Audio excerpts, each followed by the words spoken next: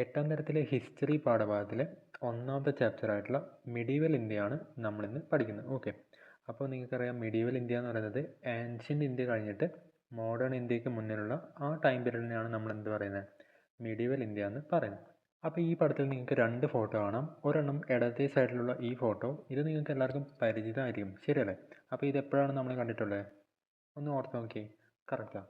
അതായത് നമ്മുടെ റിപ്പബ്ലിക് ഡേക്കൊക്കെ പതാക ഉയർത്തുന്ന റെഡ് ഫോർട്ടില്ലേ, അപ്പോൾ ആ റെഡ് ഫോർട്ടാണ് ഇത്. ഓക്കെ, പ്രധാനമന്ത്രി പതാക ഉയർത്തുന്ന റെഡ് ഫോർട്ട്. അപ്പോൾ അത് ഏത് രാജവംശമായിട്ട് ബന്ധപ്പെട്ടാണ് അറിയോ? മുഗൾ രാജവംശമായിട്ട് ബന്ധപ്പെട്ടാണ്. അത് നമ്മൾ പഠിക്കും. ഓക്കെ, അറിയില്ലെങ്കിൽ കുഴപ്പമില്ല, നമ്മളത് പഠിക്കും. പിന്നെ ഈ വലത്തെ സൈഡിലൊരു പടം നോക്കി, ഇത് ഹംപിയിലുള്ള വിരൂപാക്ഷ ടെമ്പിളിൻ്റെ ഫോട്ടോ ആണ്. ഓക്കെ, അപ്പോൾ ഈ ഹംപി എന്ന് പറയുന്നത് നിങ്ങൾക്ക് ഏറ്റവും കൂടുതൽ ഹംപി പരിചയമായിട്ടുള്ളത് ഏത് വഴിയാണ്? എടാ, നമ്മൾ മലയാളത്തിലൊരു പടം ഇറങ്ങിയില്ലേ, ആനന്ദം എന്ന് പറഞ്ഞ പടം, അതിൽ കാണിക്കുന്ന സ്ഥലമാണ് ഹംപി. ഓക്കെ, അപ്പോൾ ഈ ഹംപിയിൽ ഭരിച്ചിരുന്ന വിജയനഗര സാമ്രാജ്യത്തിലെ രാജാക്കന്മാരാണ് ഈ പറയുന്ന വിരൂപാക്ഷ ടെമ്പിൾ ഉണ്ടാക്കിയത്. അപ്പോൾ ഇതൊക്കെയാണ് നമ്മൾ ഈ ചാപ്റ്ററിൽ മെയിനായിട്ട് പഠിക്കുന്നത്. ഓക്കെ, അപ്പോൾ നിങ്ങൾക്ക് ഏതാണ്ടൊരു ഐഡിയ കിട്ടിയല്ലോ. അതായത് ബേസിക്കലി മിഡീവൽ ഇന്ത്യയിലെ ഓരോരോ രാജവംശങ്ങളെക്കുറിച്ചാണ് നമ്മൾ ഈ ചാപ്റ്ററിൽ പഠിക്കുന്നത്. ഓക്കെ, ഈ മുകളിൽ തന്നേക്കുന്ന റെഡ് ഫോർട്ട് ആരുണ്ടാക്കിയത്? മുഗൾ എംപറർ ഷാജഹാനാണ് റെഡ് ഫോർട്ട് ഉണ്ടാക്കിയത്. ഓക്കെ, അതുപോലെ ഈ ഹംപി വിജയനഗര സാമ്രാജ്യത്തിൻ്റെ ക്യാപിറ്റലായിരുന്നു, തലസ്ഥാനമായിരുന്നു. ഓക്കെ, അപ്പോൾ ഈ വിജയനഗര സാമ്രാജ്യം എവിടെ ഉണ്ടായത്? സൗത്ത് ഇന്ത്യയിലാണ് ഉണ്ടായത്. അതുപോലെ ഈ മുഗൾ രാജവംശം എവിടെ ഉണ്ടായത്? നോർത്ത് ഇന്ത്യയിലാണ് ഉണ്ടായത്. അപ്പോൾ ആദ്യം നമ്മൾ പഠിക്കാൻ പോകുന്നത് മുഗൾ റൂളിനെ കുറിച്ചാണ്. മുഗൾ റൂൾ എന്ന് വെച്ചാൽ എന്താണ്? അതായത് നോർത്ത് ഇന്ത്യ എന്ന് വെച്ചാൽ മനസ്സിലാവും. അപ്പോൾ ഇപ്പോൾ ഇന്ത്യ നമുക്ക് ഇങ്ങനെ എടുക്കുകയാണെങ്കിൽ, അപ്പോൾ ഈ മേലത്തെ ഭാഗത്തുള്ള അതിനെയാണ് നമ്മൾ എന്ത് പറയുന്നത്? നോർത്ത് ഇന്ത്യ എന്ന് പറയുന്നത്. അതുപോലെ താഴത്തെ ഭാഗത്തിന് നമ്മൾ എന്ത് പറയും? സൗത്ത് ഇന്ത്യ എന്ന് പറയും. അപ്പോൾ ഈ നോർത്ത് ഇന്ത്യയിലുള്ള ഒരു രാജവംശമായിരുന്നു ഈ പറയുന്ന എന്തെന്ന്? മുഗൾ രാജവംശം. ഓക്കെ, ബാബറാണ് ഈ പറയുന്ന മുഗൾ രാജവംശം സ്ഥാപിച്ചത്. എപ്പോഴാണ്? 1526 ബാബർ മുഗൾ രാജവംശം സ്ഥാപിക്കുന്നത്. Mughal ruled India till 1857. അപ്പോൾ ഒരുപാട് വർഷം ഭരിച്ചു, ശരിയല്ലേ? ഏതാണ്ട് 300 വർഷത്തോളം ഭരിച്ചിട്ടുണ്ട്. With Delhi as their capital. Delhi ക്യാപിറ്റലായിട്ടാണ് അവർ ഭരിച്ചിരുന്നത്. ഓക്കെ, അപ്പോൾ ഇനി നമുക്ക് ഈ ഒരു മുഗൾ രാജവംശത്തിലെ റൂളേഴ്സ് ആരൊക്കെയായിരുന്നു എന്ന് നോക്കാം. ഓക്കെ, അപ്പോൾ നമ്മൾ ഓൾറെഡി പറഞ്ഞു കഴിഞ്ഞു, ബാബറാണ് ഈ ഒരു രാജവംശം സ്ഥാപിച്ചത്. എപ്പോഴാണ്? 1526 ബാബർ ഈ പറയുന്ന മുഗൾ രാജവംശം സ്ഥാപിച്ചത്. അപ്പോൾ ഇപ്പോൾ നമ്മൾ തൽക്കാലത്തേക്ക് ഈ ഒരു പേരൊക്കെ പഠിക്കാൻ വേണ്ടിയിട്ട് നമ്മൾ ബാബറിൻ്റെ സ്പെല്ലിങ് BHA എന്ന് പഠിക്കുക. ഓക്കെ, BHABUR അങ്ങനെ പഠിക്കാം. അതെന്തിനാ? അങ്ങനെ പഠിക്കുകയാണെങ്കിൽ നമുക്ക് ഈ ബാബർ എന്ന് പറയുന്ന പേര് വെച്ചിട്ട് തന്നെ നമുക്ക് ഈ ഒരു 3 പേരുടെയും പേര് ഓർക്കാം. എങ്ങനെയാണ്? ബി എന്ന് പറയുന്നത് ബാബർ ആയിരിക്കും. അപ്പോൾ രണ്ടാമത്തെ ആരാണ്? ഹുമയൂൺ അല്ലേ? ഹുമയൂൺ നമുക്ക് H വെച്ചിട്ട് ഓർക്കാം. മൂന്നാമത്തെ ആൾ A വെച്ചിട്ട് ഓർക്കാം, അക്ബർ. അപ്പോൾ ഈ ഒരു 3 പേരുടെ ഓർഡർ മനസ്സിലാവും. അപ്പോൾ ആദ്യം ബാബർ ഉണ്ട്, പിന്നെ ഹുമയൂൺ ഉണ്ട്, പിന്നെ അക്ബർ ഉണ്ട്. ഓക്കെ, അപ്പോൾ ഈ 3 പേരുടെയും പേര് നമുക്ക് ഈ ബാബറിൻ്റെ പേര് വെച്ചിട്ട് ഓർക്കാം. അതെല്ലാവർക്കും മനസ്സിലായെന്ന് വിചാരിക്കുന്നു. ഇനി നമുക്ക് അടുത്ത 2 പേര്, അതായത് ജഹാംഗീറും ഷാജഹാനും, അതെങ്ങനെയാണ് ഓർക്കുക? ഷാജഹാൻ്റെ പേര് ശ്രദ്ധിച്ചേ, ഷാ ജഹാൻ അങ്ങനെയല്ലേ പറയുന്നത്? അപ്പോൾ ഈ ജഹാൻ എന്ന് പറഞ്ഞാൽ ശരിക്ക് ജഹാംഗീർ ആണ്. ഓക്കെ, അതായത് ജഹാംഗീർ എന്ന് പറയുന്നത് ഷാജഹാൻ്റെ അച്ഛനാണ്. അപ്പോൾ ഇതുപോലെ, അപ്പോൾ നിങ്ങളിപ്പോൾ വിനീത് ശ്രീനിവാസ് അങ്ങനെ കേട്ടിട്ടുണ്ടോ? അപ്പോൾ അതിൽ വിനീത് ശ്രീനിവാസിൽ ശ്രീനിവാസ് എന്ന് പറഞ്ഞാൽ എന്താണ്? ശ്രീനിവാസനാണ്, ശരിയല്ലേ? അതായത് വിനീതിൻ്റെ അച്ഛനാണ് ശ്രീനിവാസ്. അതുപോലെ തന്നെയാണ് ഇവിടെ പേര് എഴുതിയേക്കുന്നത്. അതായത് ഷാ ജഹാൻ എന്ന് പറയുന്നതിൽ ജഹാൻ എന്ന് പറയുന്നത് ജഹാംഗീർ ആണ്. അപ്പോൾ ഷാജഹാൻ്റെ ഫാദറാണ് ആര്? ജഹാംഗീർ. അപ്പോൾ ആരായിരിക്കും ആദ്യം ഭരിച്ചിട്ടുണ്ടാവുക? ജഹാംഗീർ അല്ലേ? അച്ഛൻ കഴിഞ്ഞിട്ടല്ലേ മകൻ ഭരിക്കുന്നുണ്ടാവുക. ഇനി അത് കഴിഞ്ഞ ആരാണ് വരുന്നത്? അത് കഴിഞ്ഞ് വരുന്നതാണ് ആര്? ഔറംഗസേബ്. ഗസേബിൽ നിങ്ങൾ നോക്കിയാൽ അറിയാം സെഡ് ഉണ്ട്, ശരിയല്ലേ? അപ്പോൾ ഇതാണ് മെയിൻ ആയിട്ടുള്ള റൂളേഴ്സ്. ഇത് കൂടാതെ കുറേ റൂളേഴ്സ് വേറെ ഉണ്ട്. പക്ഷേ ആദ്യത്തെ മെയിൻ ആയിട്ടുള്ള മേജർ ആയിട്ടുള്ള റൂളേഴ്സ് എന്ന് പറയുന്നത് ഇവരാണ്. അപ്പോൾ ഞാൻ ഒന്നുകൂടി ആ ഓർഡർ പറയാം. അപ്പോൾ നമ്മൾ ബാബർ എന്ന് പറയുന്ന പേര് ഓർക്കുന്നു, അത് വെച്ചിട്ട് നമ്മൾ ഈ ഓർഡർ പറയാണ്. ബാബറാണ് ഒന്നാമത്തത്, രണ്ടാമത്തത് ഹുമയൂണാണ്, മൂന്നാമത്തത് അക്ബറാണ്. അത് മൂന്നും ഈ ഒരു ബാബർ എന്ന് പറയുന്ന പേരിൽ നിന്ന് മനസ്സിലായി. ഓക്കെ, അത് കഴിഞ്ഞ് പിന്നെയുള്ള ജഹാംഗീർ ഉണ്ട്, ഷാജഹാൻ ഉണ്ട്. അപ്പോൾ അതിനാരാണ് ആദ്യം വരിക?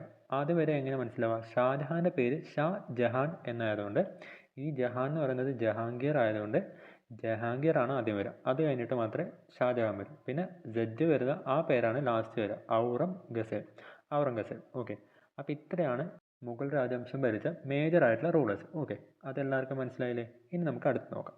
Mughal had a very vast kingdom. In addition to today's India, Mughal rule spread to the neighbouring countries also. അപ്പോൾ നമുക്ക് ഈ ഒരു മാപ്പ് നോക്കിയാൽ അറിയാം, ഈ മാപ്പ് ആരുടെ കാലത്തുള്ളതാണ്? ഔറംഗസേബിൻ്റെ കാലത്തുള്ള ഒരു മാപ്പാണ് കൊടുത്തേക്കുന്നത്. അപ്പോൾ നമുക്ക് ഈ ഒരു മാപ്പ് നോക്കിയാൽ അറിയാം, ഇന്ത്യ മാത്രമല്ല വേറെ രാജ്യങ്ങളും, അതായത് ഇന്നത്തെ വേറെ രാജ്യങ്ങളും ഈ പറയുന്ന മുഗൾ റൂളിന് കീഴിലാണ്. ഫോർ എക്സാമ്പിൾ ഇവിടെയുള്ള ഒരു അഫ്ഗാനിസ്ഥാൻ ഏതാണ്ട് ഈ ഒരു റീജിയനിൽ വരും, ഇന്നത്തെ പാകിസ്ഥാൻ ഈ ഒരു റീജിയനിൽ വരും, പിന്നെ ഈ ബംഗ്ലാദേശ് ഈ ഒരു റീജിയനിൽ വരും. അപ്പോൾ ഈ റീജിയൻസ് കൂടി എന്താണ് അന്നത്തെ മുഗൾ രാജവംശത്തിൻ്റെ കീഴിലായിരുന്നു. ആരുടെ കാലത്ത്? ഔറംഗസേബിൻ്റെ കാലത്ത്. ഓക്കെ. പക്ഷെ നിങ്ങൾക്ക് ശ്രദ്ധിച്ചാൽ അറിയാം, സൗത്ത് ഇന്ത്യ, അതായത് തമിഴ്നാട്, കേരളം, കർണാടക ഒക്കെ വരുന്ന ആ ഒരു റീജിയൻ ഈ പറയുന്ന മുഗൾ രാജവംശത്തിന് കീഴിലല്ല. ഓക്കെ. അപ്പോൾ രണ്ട് കാര്യങ്ങളാണ് നമുക്ക് ഇതിൽ നിന്ന് മനസ്സിലായത്. ഇന്നത്തെ ഇന്ത്യ മാത്രമല്ല, അതുകൂടാതെ അഫ്ഗാനിസ്ഥാൻ്റെ ചെറിയൊരു പോർഷൻ, പിന്നെ പാകിസ്ഥാൻ്റെ ഒരു ഭാഗം, പിന്നെ ബംഗ്ലാദേശിൻ്റെ ആ ഭാഗം, അതും കൂടി എന്താണ് അന്നത്തെ മുഗൾ രാജവംശത്തിന് കീഴിലായിരുന്നു. ഓക്കെ. പക്ഷേ എന്തെല്ലാം കേരളം, തമിഴ്നാടൊക്കെ ഉൾപ്പെടുന്ന സൗത്ത് ഇന്ത്യയുടെ ഭാഗം ഈ ഒരു രാജവംശത്തിന് കീഴിൽ വന്നിട്ടില്ല. പിന്നെ നമുക്ക് ഡൽഹി ഇവിടെ കാണാം. ഓക്കെ. അപ്പോൾ ഇതാണ് ഡൽഹി. ഓക്കെ. അപ്പോൾ നിങ്ങൾ അതിൻ്റെ പൊസിഷൻ ഏതാണ്ട് ഒന്ന് ഓർത്ത് വെക്കുക. നോർത്ത് ഇന്ത്യയിലാണ് ഡൽഹി വരുന്നത്. ഓക്കെ. അതായിരുന്നു ഇവരുടെ ക്യാപിറ്റൽ എന്ന് വെച്ചാൽ തലസ്ഥാനം. അപ്പോൾ നമ്മൾ പറഞ്ഞത് തന്നെയാണ്, ഇന്നത്തെ ഏതൊക്കെ രാജ്യങ്ങളാണ് മുഗൾസിന് കീഴിൽ വരുന്നത്. അഫ്ഗാനിസ്ഥാൻ ഉണ്ട് പറഞ്ഞു, പിന്നെ ഏതൊക്കെയാണ് നമ്മൾ പറഞ്ഞത്? ശരിയാ, പാകിസ്ഥാൻ ഉണ്ട്, പിന്നെ ഒരെണ്ണം കൂടി പറഞ്ഞല്ലോ, ബംഗ്ലാദേശ് ഉണ്ട്. ശരിയാ. Mughals and first battle of Panipat. Name Mughal derive from the world Mongol and Babur, founder of the Mughal kingdom, was a descendant of the Turkish ruler Timur in the paternal way and Mongol king Genghis Khan in the maternal way. അതായത് നമ്മൾ already പറഞ്ഞു, ബാബർ ആണ് ഈ പറയുന്ന Mughal kingdom ഉണ്ടാക്കിയത്. He was a descendant of Turkish ruler Timur in the paternal way. അങ്ങനെ വെച്ചാൽ എന്താ? അപ്പോൾ നമ്മളിങ്ങനെ സാധാരണയായിട്ട് നമ്മുടെ അച്ഛൻ്റെ താവഴി അങ്ങനെ പറയത്തില്ലേ, അതായത് നമ്മൾ ബാക്കിലോട്ട് എടുക്കുകയാണെങ്കിൽ, അതായത് അച്ഛൻ്റെ അച്ഛൻ അങ്ങനെ പറഞ്ഞിട്ട് എടുക്കുകയാണെങ്കിൽ, അച്ഛൻ്റെ സൈഡിൽ നിന്ന് നോക്കിയാൽ തിമൂർ എന്ന് പറഞ്ഞ ഒരു രാജാവിൻ്റെ ഒരു വംശത്തിൽ വരുന്നതായിരുന്നു ഈ പറയുന്ന ബാബർ. അതുപോലെ നമ്മൾ അമ്മയുടെ സൈഡ് നോക്കിയാൽ, മെറ്റേണൽ സൈഡ് എന്ന് വെച്ചാൽ അമ്മയുടെ സൈഡ്, മദറിൻ്റെ സൈഡിൽ നോക്കിയാൽ ചെങ്കിസ് ഖാൻ എന്ന് പറയുന്ന മംഗോൾ കിങ്ങിൻ്റെ ഡിസെൻഡൻ്റ് ആയിട്ട് വരുന്ന ആളായിരുന്നു ആര്? ബാബർ. അപ്പോൾ ഞാൻ ഒന്നുകൂടി പറയാം, നമ്മൾ അച്ഛൻ്റെ സൈഡ് നോക്കുവാണെങ്കിൽ ഈ ബാബർ ആരുടെ വംശത്തിൽ പെടുന്നതാണ്?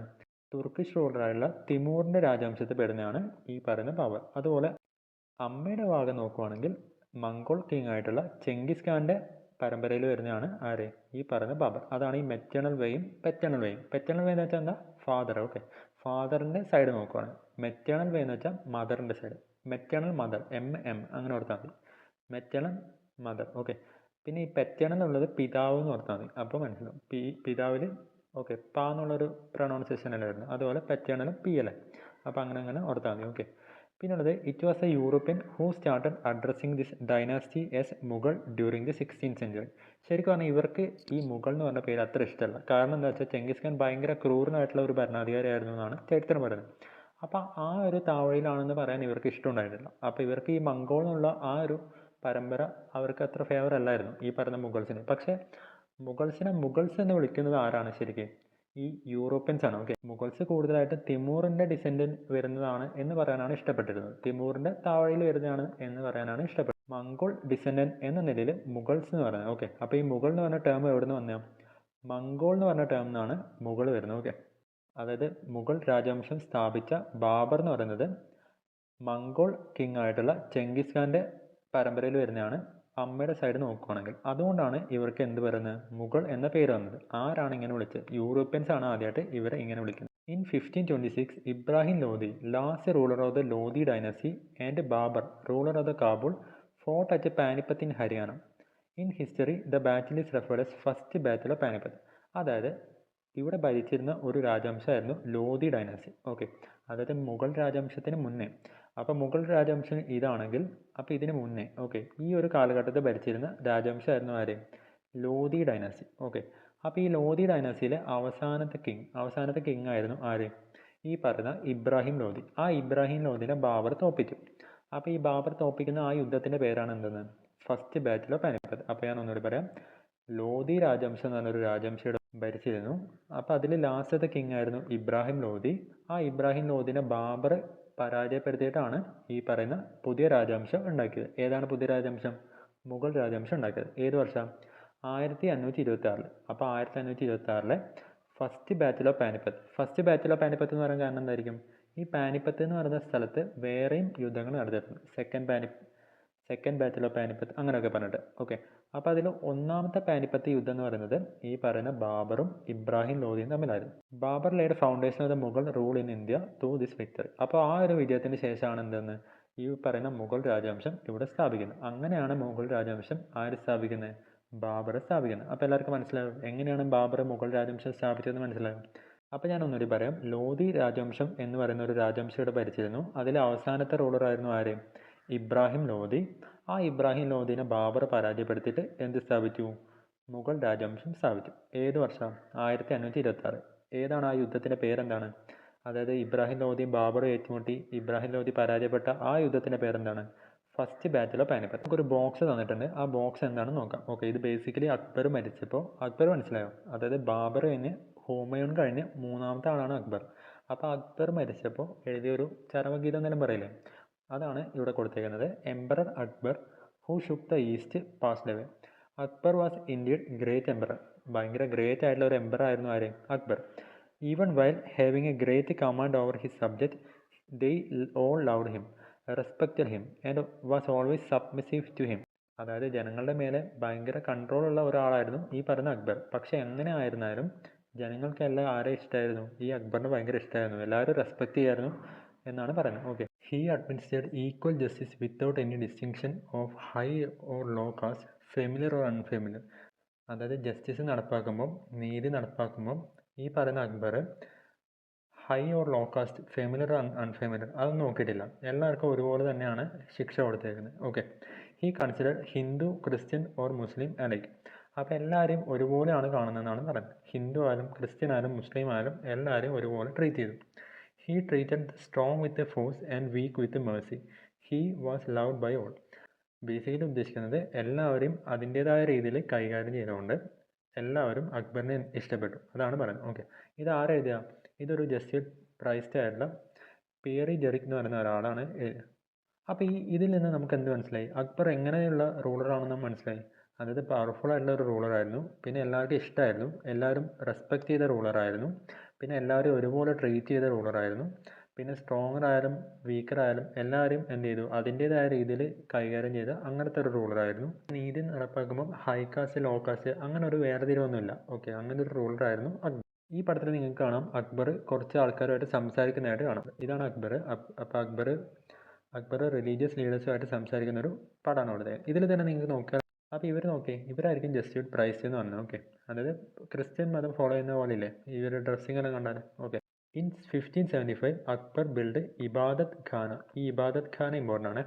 In his new capital Fatehpur Sikri. അതായത് ഫത്തേപൂർ സിക്രിയിൽ ഇബാദത്ത് ഖാന ഉണ്ടാക്കി. ഈ എന്താണ് ഈ ഇബാദത്ത് ഖാന എന്ന് വെച്ചാൽ? Scholars and dignitaries of various religions use to gather here. These discussions speak volumes about Akbar's policy of religious tolerance. Ibadat Khana എന്ന് വെച്ചാൽ ഇവിടെ പല മതക്കാരും സമ്മേളിച്ചിരുന്നു. ഓക്കെ, അപ്പോൾ ഇത് എന്താണ് സൂചിപ്പിക്കുന്നത്? അക്ബറിൻ്റെ റിലീജിയസ് പോളിസിയാണ്. അതായത് എല്ലാ മതക്കാർക്കും പരിഗണന നൽകി എന്നതിനൊരു ഉദാഹരണമായിട്ട് നമുക്ക് എന്ത് പറയാം? ഈ ഇബാദത്ത് ഖാന പറയാം. അപ്പോൾ അതിൻ്റെ ഒരു ഇതാണ് ഇവിടെ കൊടുത്തേക്കുന്നത്. കണ്ടോ, റിലീജിയസ് ലീഡേഴ്സുമായിട്ട് അക്ബർ സംസാരിക്കുന്നത്. അപ്പോൾ നിങ്ങൾക്ക് കാണാം പല മതക്കാർ. ഇവിടെ ഒരു മതക്കാരുണ്ട്, പിന്നെ ഇവിടെ ഓക്കെ വേറൊരു മതക്കാരുണ്ട്. ഇവരൊരു തലക്കെട്ടും കാര്യങ്ങളെല്ലാം നോക്കിയേ. അപ്പോൾ ഓരോ മതക്കാർക്കും ഓരോ സവിശേഷതകളുണ്ടാവും. അപ്പോൾ അതിനനുസരിച്ച് നമുക്ക് മനസ്സിലാക്കാം. Akbar created Din Ilahi his visionary religion by combining good aspects of all religion. അപ്പോൾ എല്ലാ റിലീജിയനും ചില നല്ല കാര്യങ്ങളുണ്ടാവും, ശരിയല്ലേ? അപ്പോൾ അങ്ങനെയുള്ള പല റിലീജിയൻസിന് നല്ല കാര്യങ്ങൾ ചേർത്തിട്ട് ഈ അക്ബർ ഉണ്ടാക്കിയ ഒരു വിഷനറി റിലീജിയൻ, അതിനെയാണ് എന്ത് പറയുന്നത്? ദിൻ ഇലാഹി എന്ന് പറയുന്നത്. Okay, peace for all or Sulh i Kul is the core value of this vision. അപ്പോൾ ഇതിൻ്റെ ബേസിക് ആയിട്ടുള്ള ഒരു ഉദ്ദേശം എന്ന് പറയുന്നത് പീസ് ഫോർ ഓൾ. ഓക്കെ, എല്ലാവർക്കും സമാധാനം ഉണ്ടാകാൻ വേണ്ടിയിട്ടാണ് അക്ബർ ഈ റിലീജിയൻ ഉണ്ടാക്കിയെന്നാണ് പറയുന്നത്. ഓക്കെ, ഈ ടേംസ് ഇമ്പോർട്ടൻ്റ് ആണ്. അപ്പോൾ ആ മതത്തിൻ്റെ പേരാണ് ദീൻ ഇലാഹി. ആൻഡ് പിന്നെ ഈ പീസ് ഫോർ ഓൾ അതിന് പറയുന്ന ഒരു ടേം അതാണ് സിലുൽ കുൽ. ഓക്കെ, അത് രണ്ട് ഇമ്പോർട്ടൻ്റ് ആണ്. He aimed to clarify his idea that all visions are for the welfare of the human being. അതായത് മനുഷ്യന് നന്മയ്ക്ക് വേണ്ടിയിട്ടാണ് എല്ലാ റിലീജിയൻസും. അതാണ് അക്ബർ പറയുന്ന ബേസിക് ആയിട്ടുള്ള കാര്യം. ഓക്കെ, അത് ശരിയല്ലേ? അക്ബർ പറയുന്നത് എന്താ? മതത്തിൻ്റെ പേരിൽ അങ്ങനെ നമ്മൾ അങ്ങോട്ടും ഇങ്ങോട്ടും തമ്മിൽ തല്ലരുത്. എല്ലാ റിലീജിയൻസും ബേസിക്കലി ഹ്യൂമൻ്റെ വെൽഫെയറിന് വേണ്ടിയിട്ടാണ്. ആ ഒരു വലിയൊരു കാഴ്ചപ്പാടാണ് ആര് പറയുന്നത്? അക്ബർ പറയുന്നത്. ഓക്കെ, താഴെ നിങ്ങൾക്ക് കാണാം ഫത്തേപൂർ സിക്രിയിൽ ഒരു ബിൽഡിങ്ങിൻ്റെ പടം കൊടുത്തിട്ടുണ്ട്. ബുലന്ദ് ദർവാസ എന്നാണ് ഇതിൻ്റെ പേര്. Okay, The abolition of the religious tax called jizya proved that Akbar followed tolerance in the administrative field as well. അതായത് ജസിയ എന്ന് പറയുന്നത് ബേസിക്കലി റിലീജിയസ് ടാക്സ് ആയിരുന്നു. എന്താണ് റിലീജിയസ് ടാക്സ് എന്ന് വെച്ചാൽ എന്താണ്? ബേസിക്കലി ഈ ജസിയ എന്ന് പറയുന്നത് മുസ്ലിംസ് അല്ലാത്ത ബാക്കി റിലീജിയൻസ് ഉള്ളവർ കൊടുക്കേണ്ട ഒരു എക്സ്ട്രാ ടാക്സ് ആണ്. ഓക്കെ, അപ്പോൾ അവരുടെ റിലീജിയൻ ഫോളോ ചെയ്യാൻ വേണ്ടിയിട്ട് സ്റ്റേറ്റ് അനുവദിക്കാൻ വേണ്ടിയിട്ട് കൊടുക്കുന്ന ഒരു ടാക്സ്. അപ്പോൾ അതിനാണ് റിലീജിയസ് ടാക്സ് എന്ന് പറയുന്നത് ജസിയ. അപ്പോൾ അതെന്ത് ചെയ്തു? ഈ പറയുന്ന അക്ബർ അബോളിഷ് ചെയ്തു, നിരോധിച്ചു. ഓക്കെ, അപ്പോൾ അങ്ങനെ ചെയ്യുന്നത് എന്തുണ്ടായിരിക്കും? അപ്പോൾ അതെന്താണ് സൂചിപ്പിക്കുന്നത്? അത് അക്ബർ കുറച്ചുകൂടി റിലീജിയസ് ടോളറൻ്റ് ആയിരുന്നു. അക്ബർ ഭരിക്കുന്ന സമയത്ത് ബാക്കി റിലീജിയൻ ഫോളോ ചെയ്യുന്നതിന് ഒരു തടസ്സം ഉണ്ടായിട്ടില്ല. അതാണ് ഇത് സൂചിപ്പിക്കുന്നത്. അതാണ് റിലീജിയസ് ടോളറൻസ് എന്ന് പറഞ്ഞാൽ. Okay, people from all sex were treated equally in all spheres of the Mughal rule. രാജ ടോഡർമാർ, രാജ മാൻസിംഗ്, രാജ ഭഗവാൻ Das, Birbal are the prominent among those who held high positions in the royal court of Akbar. അപ്പോൾ ഇതിൽ ഒരാളെ നിങ്ങൾ എന്തായാലും കേട്ടിട്ടുണ്ടാവും, ബീർബൽ. ശരിയല്ലേ? അക്ബറിൻ്റെയും ബീർബലിൻ്റെയും കഥകൾ ഭയങ്കര ഫേമസ് ആണ്. അപ്പോൾ നിങ്ങൾ വായിച്ചിട്ടില്ലെങ്കിൽ അതൊന്ന് വായിക്കണം. ഓക്കെ, നിങ്ങൾക്ക് ഏത് ബുക്ക് സ്റ്റാളിൽ പോയാലും കിട്ടും അക്ബർ ബീബർ കഥകൾ. പിന്നെ ഇവിടെ ഒരു ക്വസ്റ്റ്യൻ കൊടുത്തിട്ടുണ്ട്, what was A aim in building ഇബാദത്ത് ഖാന. അപ്പോൾ ഇബാദത്ത് ഖാന ഉണ്ടാക്കാൻ റീസൺ എന്താ? ആദ്യം നമുക്കറിയേണ്ട ഇബാദത്ത് ഖാന എന്താണ്, അത് നമുക്കറിയാം. അതായത് വേരിയസ് റിലീജിയൻസ് ഉള്ള സ്കോളേഴ്സ് ഗ്യാദർ ചെയ്യുന്നതാണ് ഈ പറയുന്ന ഇബാദത്ത് ഖാനയിൽ. ഓക്കെ, അപ്പോൾ അതെന്താണ് സൂചിപ്പിക്കുന്നത്? അക്ബർ റിലീജിയസ് ടോളറൻ്റ് ആയിരുന്നു. അതായത് റിലീജിയസ് ടോളറൻ്റ് ആയിട്ടുള്ള അക്ബർ അപ്പോൾ എല്ലാ മതത്തിൻ്റെയും നല്ല കാര്യങ്ങൾ ഒന്ന് സാംശീകരിക്കാൻ, എല്ലാം കൂടി കൂട്ടിച്ചേർക്കാൻ വേണ്ടിയിട്ട് ഉണ്ടാക്കിയതാണ് ഈ പറയുന്ന ഇബാദത്ത് ഖാന. Okay, Mughal sultan Jahangir. ജഹാംഗീർ എന്ന് വെച്ചാൽ ആരാ? അതായത് അക്ബറിൻ്റെ മകനാണ് Jahangir. Okay, recorded in his memory Tuzuki Jahangiri that Akbar had ordered his followers. അതായത് ഈ പറയുന്ന ബുക്ക് ജഹാംഗീറിൻ്റെ ഒരു മെമ്മറാണ്, ഓർമ്മക്കുറിപ്പാണ്. My followers should not waste time in enmity with other religion. Akbar ഫോളോവേഴ്സോട് പറഞ്ഞു, അക്ബറിൻ്റെ മതം ഫോളോ ചെയ്യുന്നവർ എന്ത് ചെയ്യരുത്, ബാക്കിയുള്ള റിലീജിയനായിട്ട് അടിപിടി കൂടി സമയം വേസ്റ്റ് ചെയ്യരുത്. Let the concept Sulhi Kul peace for all be applied to all belong to other religion. ബാക്കിയുള്ള എല്ലാ മതങ്ങളിലുള്ളവർക്കും എന്ത് വേണം? ഈ പറയുന്ന സമാധാനം വേണം. ആ ഒരു മോട്ടീവിൽ എന്ത് ചെയ്യാം, മുന്നോട്ട് പോവാം. Do not kill animal or take up arms except in times of war. വാറിൻ്റെ സമയത്തല്ലാതെ നമ്മൾ എന്ത് ചെയ്യരുത്, ആയുധം കയ്യിലെടുക്കരുതെന്നാണ് പറഞ്ഞത്. ബേസിക്കലി അക്ബർ പറയുന്നത് എല്ലാ മതങ്ങളോടും അങ്ങോട്ടും ഇങ്ങോട്ടും സ്നേഹിച്ച് കഴിയുക, ആ ഒരു മീനിങ്ങിലാണ് പറയുന്നത്. Okay, based on this statement how much did Akbar policy help in maintaining religious tolerance among the different section of the people. അത് നിങ്ങൾക്ക് തന്നെ ഇപ്പോൾ അറിയായിരിക്കും. അതായത് അക്ബർ എല്ലാ മതങ്ങളെയും ഒന്നുപോലെ കാണുന്ന, എല്ലാ മതവും നല്ലതിനാണെന്ന് വിചാരിക്കുന്ന, എല്ലാ മതത്തിലും കുറച്ച് കാര്യങ്ങൾ നല്ലതാണെന്ന് വിചാരിക്കുന്ന ഒരാളായിരുന്നു. അപ്പോൾ അതുകൊണ്ട് തന്നെ അക്ബർ എന്ത് ചെയ്തു? ജിസിയെല്ലാം ഒഴിവാക്കി. ശരിയല്ലേ? റിലീജിയസ് ടാക്സ് ആയ ജിസിയ ഒഴിവാക്കി. എന്തിനു വേണ്ടാം? അങ്ങനെ ആകുമ്പോൾ മറ്റുള്ള മതങ്ങൾക്കും എന്ത് ചെയ്യും? ഭരണാധികാരിയിലുള്ള ഒരു കോൺഫിഡൻസ് കൂടും. ശരിയല്ലേ? അല്ലെങ്കിൽ ശരിക്കും നമ്മളൊരു റിലീജിയൻ ഫോളോ ചെയ്യാൻ വേണ്ടിയിട്ട് നമ്മളൊരു ടാക്സ് കൊടുക്കണം എന്ന് പറഞ്ഞാൽ നമുക്ക് ആ ഭരണകൂടത്തോട് ഇഷ്ടപ്പെടില്ലല്ലോ, നമുക്കത് അത്ര ഫേവറബിൾ ആയിട്ട് തോന്നില്ല. ശരിയല്ലേ? അപ്പോൾ അതുകൊണ്ട് ജിസിയല്ലോ അക്ബർ ഒഴിവാക്കുന്നുണ്ട്. പിന്നെ ഈ പറയുന്ന ഇബാദത്ത് ഖാനയിൽ വെച്ചിട്ട് എല്ലാ റിലീജിയൻസിലും നല്ല കാര്യങ്ങളും ചർച്ച ചെയ്ത് അങ്ങനെ എന്ത് ചെയ്തു? അക്ബർ പുതിയൊരു മതം ഉണ്ടാക്കി. ഓക്കെ, അതിനെക്കുറിച്ചൊക്കെയാണ് പറയുന്നത്. ബേസിക്കലി അക്ബർ റിലീജിയസ് ടോളറൻ്റ് ആയിട്ടുള്ള ഒരു പേഴ്സൺ ആയിരുന്നു. എല്ലാവരെയും സമാധാനത്തിന് വേണ്ടിയിട്ടായിരുന്നു അക്ബർ എന്നും നിലകൊണ്ടിരുന്നത്. അപ്പോൾ നമ്മളിന്ന് പഠിച്ചത് എങ്ങനെയാണ് മുഗൾ രാജവംശം ഉണ്ടായത്, ഓക്കെ, ആരാണ് സ്ഥാപിച്ചത്, പിന്നെ മേജറായിട്ട് റൂളേഴ്സ് ആരൊക്കെയാണ്, പിന്നെ നമ്മൾ അക്ബറിനെ കുറച്ച് ഡീറ്റെയിൽ ആയിട്ട് പറഞ്ഞു, റിലീജിയസ് ടോളറൻസിനെ കുറിച്ചൊക്കെ പറഞ്ഞു. ശരിയല്ലേ? അപ്പോൾ വീഡിയോ ഇഷ്ടപ്പെട്ടിട്ടുണ്ടെങ്കിൽ ലൈക്ക് ചെയ്യുക. അപ്പോൾ ഇനി നമ്മൾ അടുത്ത ഭാഗത്തിലാണ് മുഗൾ ആർമിയെക്കുറിച്ച് സ്റ്റാർട്ട് ചെയ്യുന്നത്. ഓക്കെ, അപ്പോൾ ആ വീഡിയോയുടെ നോട്ടിഫിക്കേഷൻ കിട്ടാനായിട്ട് നിങ്ങൾ ഈ ചാനൽ സബ്സ്ക്രൈബ് ചെയ്യുക. പിന്നെ നിങ്ങളുടെ ഫ്രണ്ട്സ് ആരെങ്കിലും ഉണ്ടെങ്കിൽ അവർക്ക് കൂടി ഷെയർ ചെയ്യുക. ഓക്കെ, അപ്പോൾ എല്ലാവരും ഓൾ ദി ബെസ്റ്റ്.